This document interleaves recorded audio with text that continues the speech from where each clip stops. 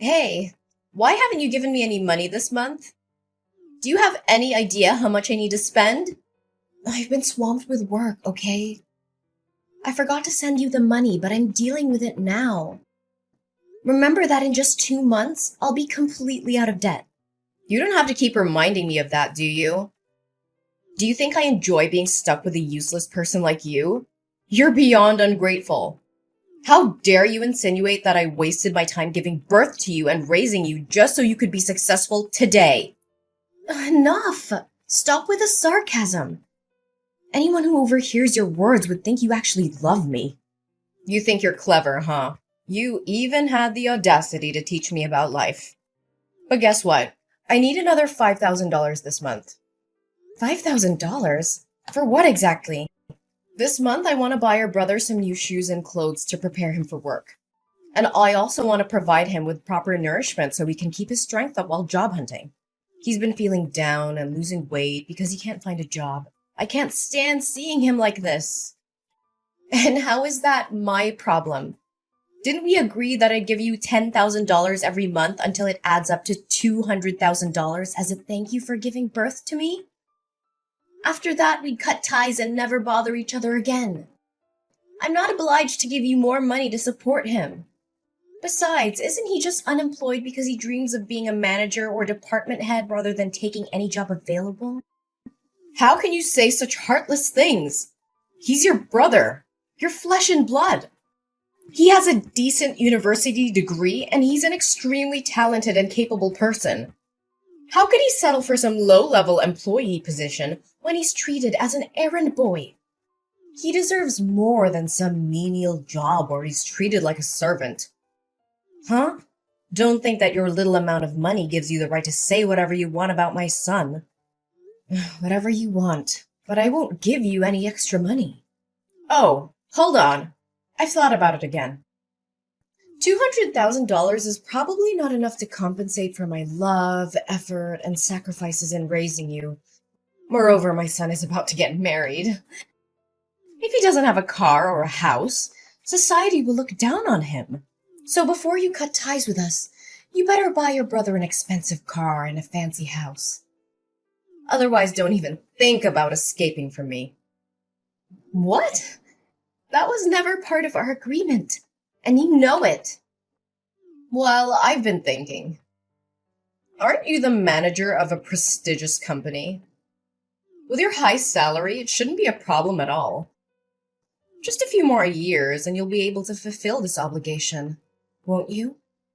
That's not the point. You clearly understand that I have no responsibility or obligation to cater to your son's life. If it weren't for my father's dying wish, instructing me to take care of you and your brother until he can stand on his own, I would have cut ties with you a long time ago, Kimberly. You're such a heartless monster of a child. How could you prioritize the words of a dead man over mine? The one who raised you? Because he treated me fairly, unlike you. So what about your poor dead father, leaving me to work tirelessly to provide for you and your brother? And now you treat me like a burden. Kim, don't you feel any shame when you claim to have taken care of me?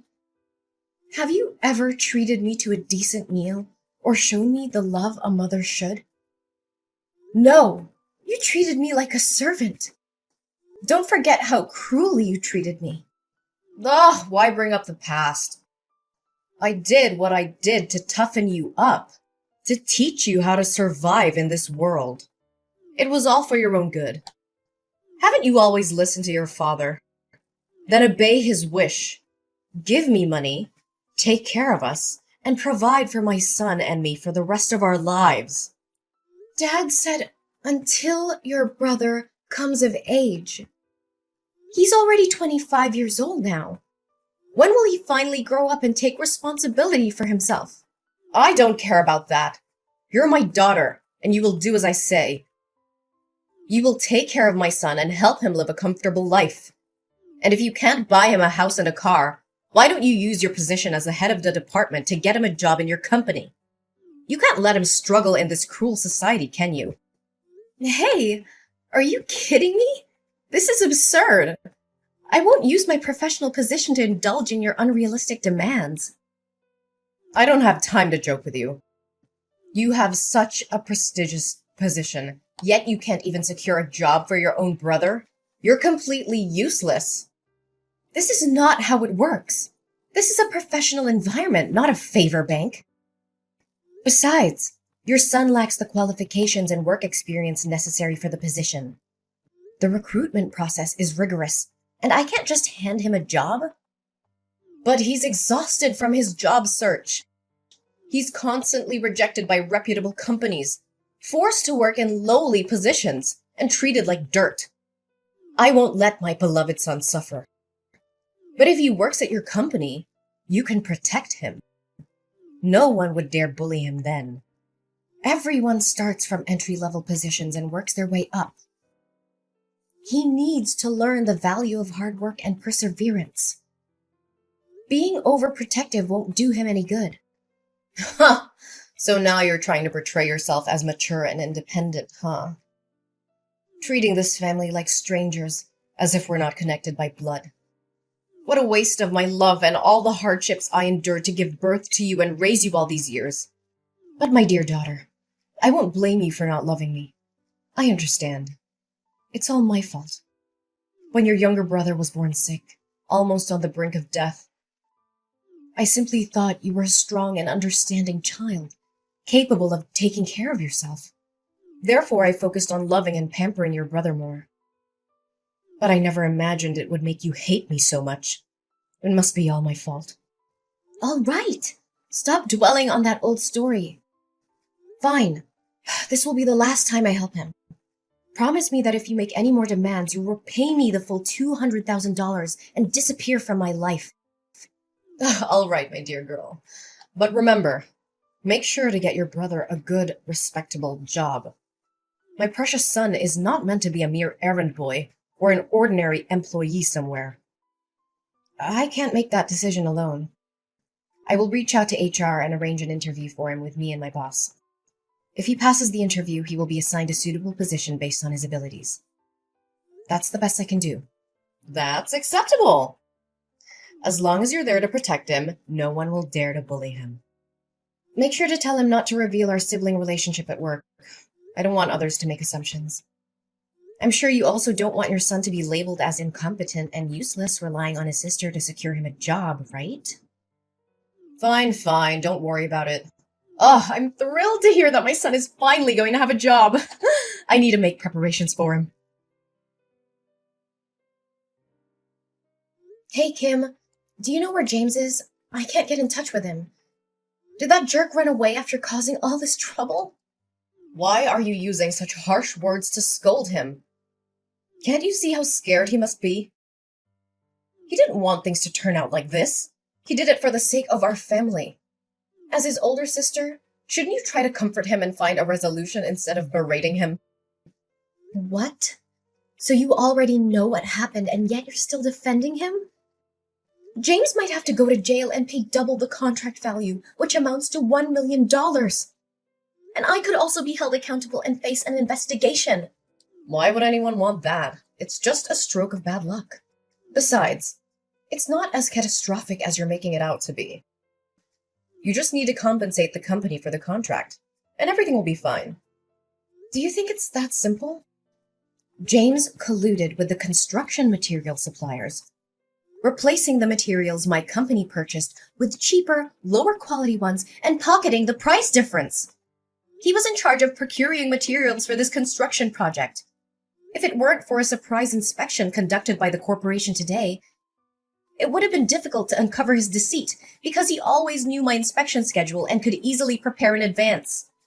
Do you realize that building a structure with substandard materials can lead to serious incidents and damage my company's reputation like this? He didn't do it on purpose, did he? He was lured into this by the sales side. Unfortunately, he got caught. You know he lacks experience in work and life, so it's understandable that he made a small mistake. Just a small mistake?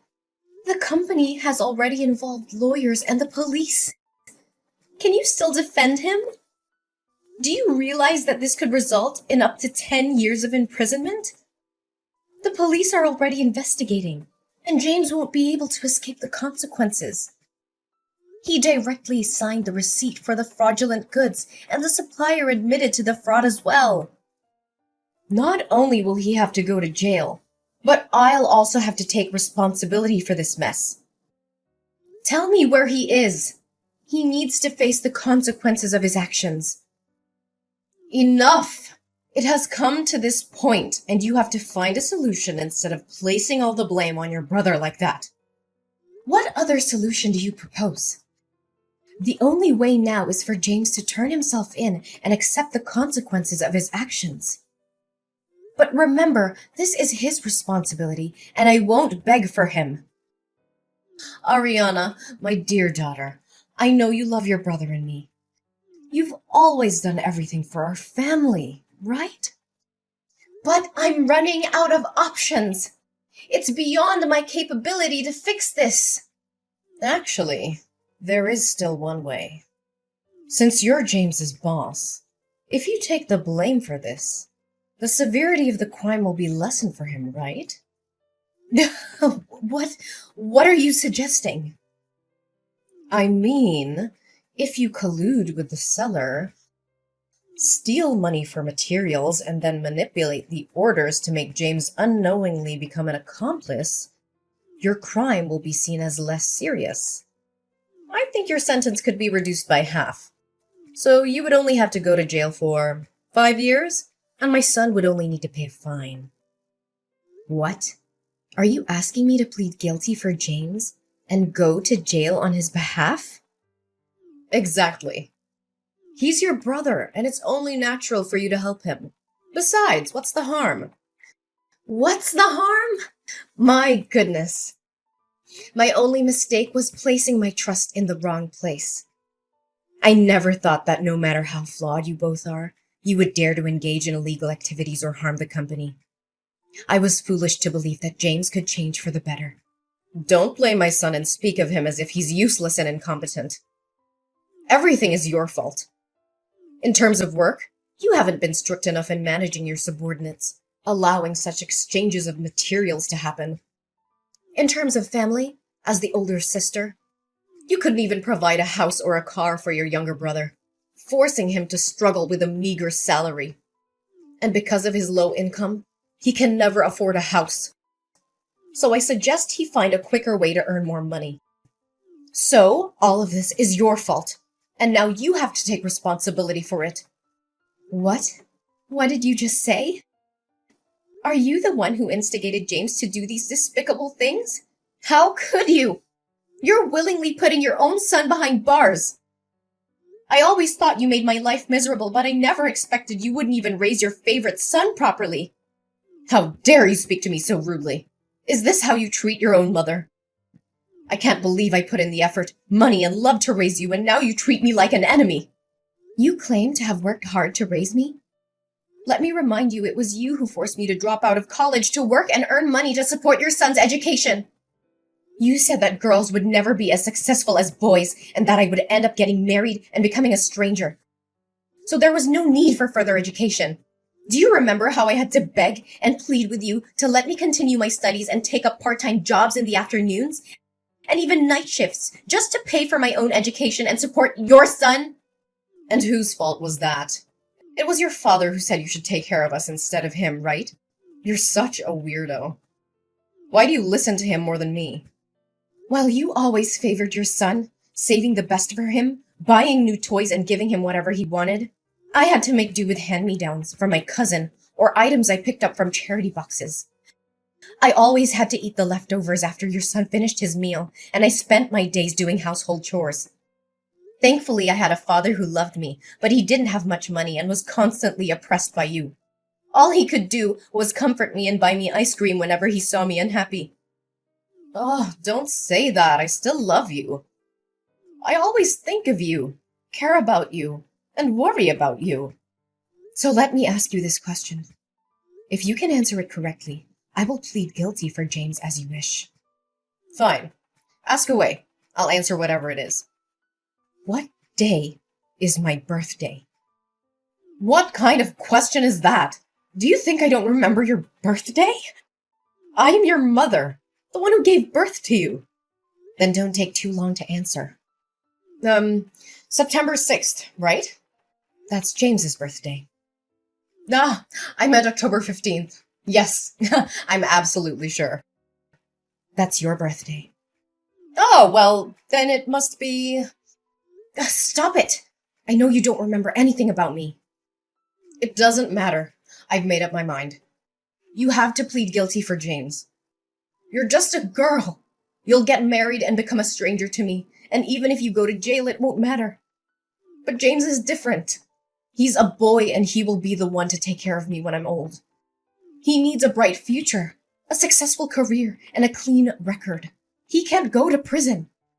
You can stop with your nonsense now. Do you remember our deal? What deal are you talking about?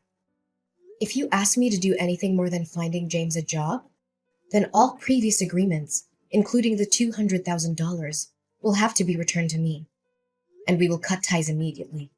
Furthermore, you and James will have to move out of my house. So what? What are you gonna do, huh? I have no money to repay you, and I won't leave this house. You have no right to kick me out. I will make a scene and show everyone what an ungrateful, disobedient daughter you are. Oh, I haven't revealed everything yet. Of course I won't demand the money back because both you and James will have to earn another $1 million to compensate my company. And as for leaving the house, I won't be the one to ask you to leave. I'll leave it to the police. You can sit there and wait comfortably because the police will come to pick you up. What? Why are the police involved in this? Do you remember when you accidentally confessed that you instigated James to steal money from my company? Well, coincidentally, the police entered my room at that moment to request cooperation in their investigation, and I conveniently let them read the entire conversation. So, Kimberly, what am I supposed to do now? I can't plead guilty for your son, whether you like it or not. But here's some good news for you. You'll be able to accompany James in jail and not have to worry about accommodation and food for the next, let's say at least 5 years. How dare you betray your own mother? Ariana, you can't do this to me. But we already cut ties. Ah, no. It's much deeper than that, Kimberly. From this moment forward, I declare that you are no longer my mother. I refuse to be associated with someone who is willing to sacrifice ethics, integrity, and the well-being of others for personal gain. Our DNA may be the same, but our values and principles couldn't be more different. How can you say such things? We're family, Ariana. You can't just disown me like that. Family is supposed to be a source of love, support, and trust. But you've shown time and time again that you're willing to betray those ideals. I won't allow myself to be dragged down by your immoral actions any longer. I choose to surround myself with people who uplift and inspire me, not those who bring me down. Ariana, please, I'm begging you to help me. I know I've made terrible mistakes, but I genuinely love you more than anyone, even more than James. You're my daughter, and my heart aches at the thought of losing you. Begging for help now, Kimberly? After all that's happened? It's quite ironic that you claim to love me more than James. Your words hold no weight when your actions have shown a different story. Ariana, please, I'm begging you to listen. I know I've made mistakes, but deep down, my love for you has always been greater than anything. Please, Ariana, I'm on my knees begging you. Don't turn your back on me. You're my daughter, my flesh and blood. Kimberly, love is not a bargaining chip or a means to escape the consequences of your actions. I need to prioritize my own well-being and the well-being of others. I'm sorry, but I can't be the one to save you from this. It's time for me to move forward without you.